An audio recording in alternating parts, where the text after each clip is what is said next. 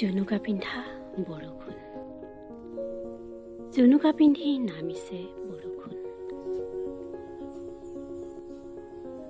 ৰাজকন্যা নাচে উত্তেজনাৰে, নাচি নাচি মনলৈ সোমাই আহে ৰাজকন্যাৰ সাধু এটা।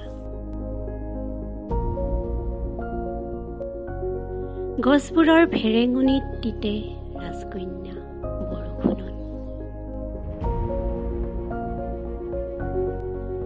এয়া যে ভাবি ভাবি কিমান ভাল লগা কথা, বেয়া লগা ছবিবোৰ দেখোঁ আৰু দুখত হাউলি পৰাকৈ আঘাত।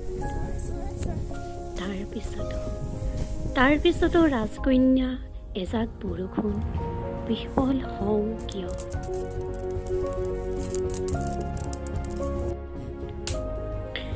ভাল পাওঁ নেকি কেৱল মায়াজাল, মায়াজাল। বিহ্বল সপোনত উমলিবলৈ কি সকলো অসুৰৰ বটলত সাফৰ মাৰি দিয়া হ'ল। বন্দী হ'ল সকলো প্ৰতাৰক, সকলোৰে সপোনত সকলো হাঁহিব পৰাকৈ একোৱেই নহ'ল।